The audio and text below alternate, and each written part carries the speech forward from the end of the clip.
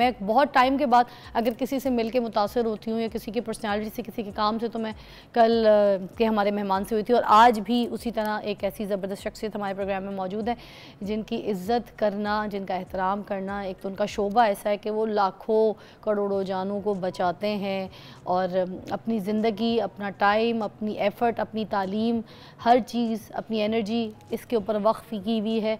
देखें, डॉक्टर्स हमारे पास बहुत सारे आते हैं, हमारा शो चल रहा होता है सुबह शाम, मगर कुछ ऐसे डॉक्टर्स होते हैं जो लोगों के लिए दिली धड़कन बन जाते हैं, इंसानियत की खिदमत इस तरीके से कर रहे होते हैं जिसका हमें हुक्म दिया गया है, जिसके बारे में हमें कहा गया है, जिसके बारे में हमें हमारे नबी पाक सल्लल्लाहु अलैहि वसल्लम ने सिखाया है, हमें इसकी तरबियत दी है। तो कुछ लोग जब अपने शोबों को इस तरह से लेके चलते हैं और डॉक्टरी की फील्ड में सिर्फ इस वजह से आते हैं कि उनको अपना घर बार, आलीशान पैसा लंदन अमेरिका में नहीं बनाना, बल्कि उनको इसीलिए डॉक्टर बनना है कि वो इंसानी जान को बचा सकें, एक इंसानियत को ज़िंदा रख सकें। तो ये वो लोग हैं।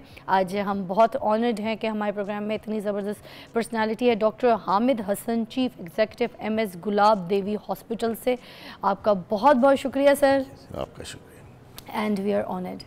Thank you. ठीक है सर, आज हम बात करेंगे यहाँ पर टीबी के ऊपर। तो टीबी जो है ये बीमारी आजकल बहुत ज़्यादा सुनने को आती है, हर घर में किसी न किसी को इसके इश्यूज़ हो जाते हैं। तो मुझे बताइएगा ट्यूबरक्लोसिस क्या है और ये इंसानी जिस्म को किस तरीके से मुतासर करती है? टीबी बहुत पुरानी बीमारी है, ये एक जरसूमे से फैलती है, मुतअद्दिद बीमारी है, एक शख्स से दूसरे शख्स में मुंतकिल हो जाती है।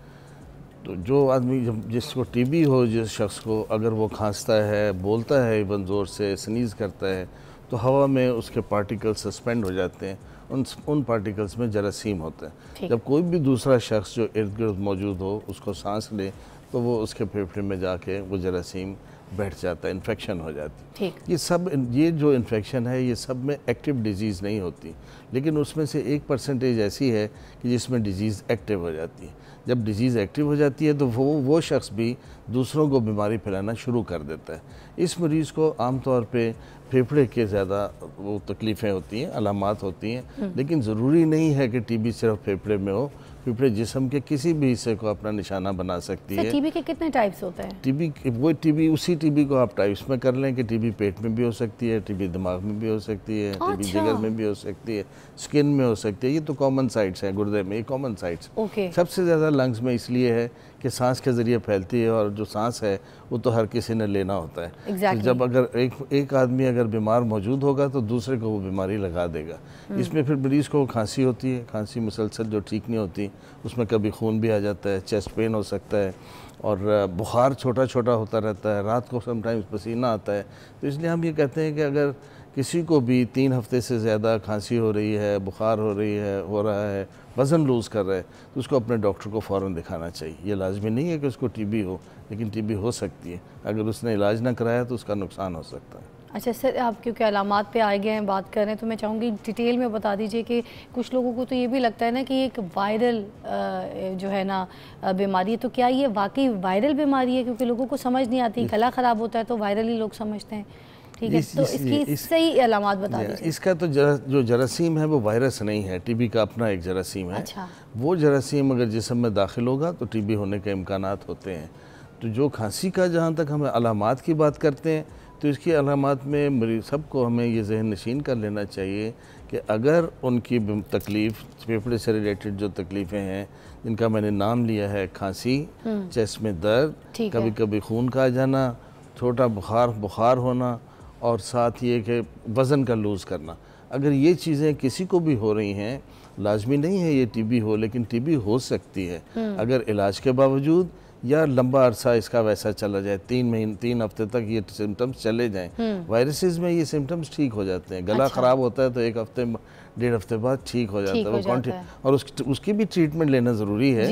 लेकिन अगर उसकी ट्रीटमेंट ले रहे हैं और ठीक नहीं हो रहा, फिर डॉक्टर का देखना बहुत ज़रूरी है। खून आ जाने पे लोगों को खून आ जाने वाले को तो ज़रूर अपना चेकअप कराना चाहिए। तो किसी को भी अगर प्रॉब्लम ना समझे लोग इसको, खुद से मत समझें, डॉक्टर को डिसाइड करना है। अच्छा। किसी भी शख्स को जिसे खून आ रहा है, किसी शक्ल से भी खून आ रहा है, उसका डायग्नोसिस हमारे पास होना चाहिए, अंदाजे से इलाज नहीं होना चाहिए। सर ये जो फेफड़े है, ठीक है, अगर उधर नहीं है किसी और जगह पे है, फिर उससे रिलेटेड प्रॉब्लम होंगे। अगर पेट में मसला है तो पेट में दर्द होगा, ठीक है, मोशंस आएंगे, कब्ज हो जाएगी, बुखार होगा, वजन लूज होगा, ये चीज़ें फिर भी वैसी होंगी। ओके, उस सिस्टम से रिलेटेड तकलीफ तो हो सकती है, ठीक है, लेकिन उसके अलावा जो जनरल सिम्टम्स हैं, जिसमें बुखार है, वजन का कम होना है, वो मौजूद होगा, साथ मौजूद होगा।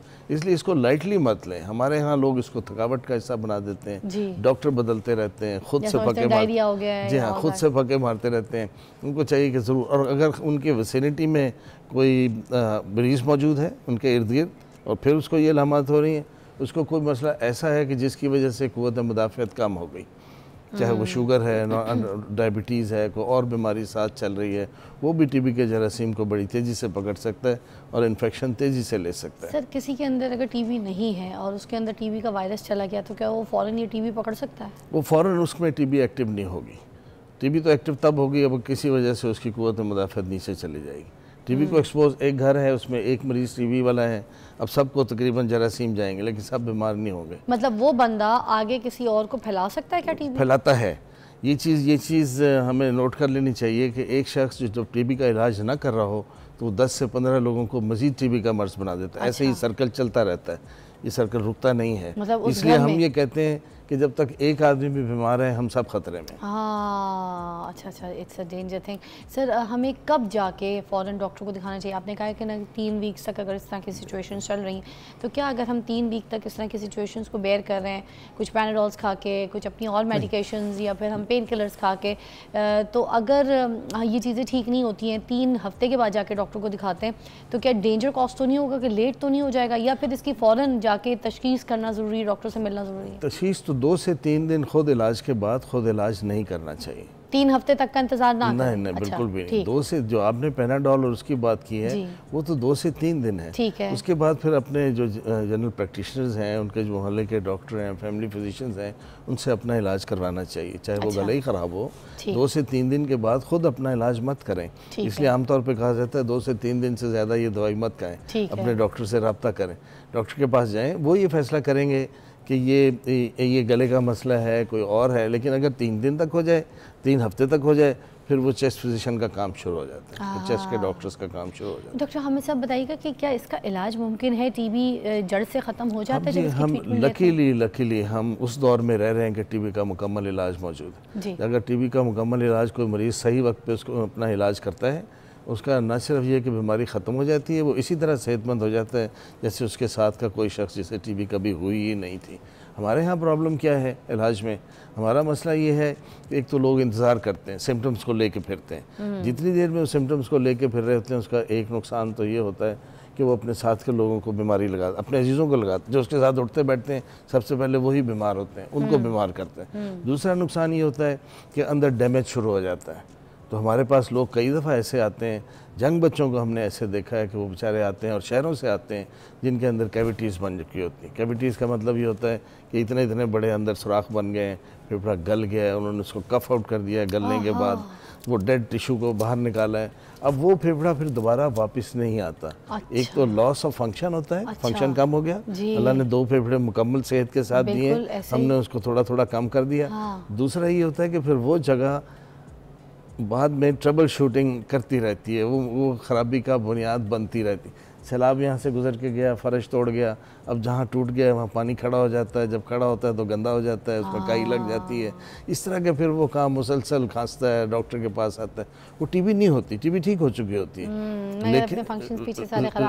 हाँ, लेकिन दूसरे मसले वो ट्रबल एक दफ़ा प्रॉब्लम शुरू हो जाता है। मुकम्मल सेहत की हालत हमेशा नहीं रहती, लेकिन ये बीमारी मुकम्मल ठीक होने वाली है। जब भी बीमारी का पता चले फ़ौरन इसका इलाज करवाना चाहिए। पाकिस्तान में इसका इलाज बिल्कुल मुश्किल नहीं है। ठीक है सर, एक हम छोटी सी ब्रेक लेंगे, हम टीबी के ऊपर ही बात करेंगे। कुछ कॉल्स भी शामिल करते हैं प्रोग्राम में, हमें कॉल्स आ रही थी मगर हमने इसलिए नहीं ली क्योंकि आपकी बात बहुत डिटेल में लोगों को मुझे था कि समझ आ जानी चाहिए।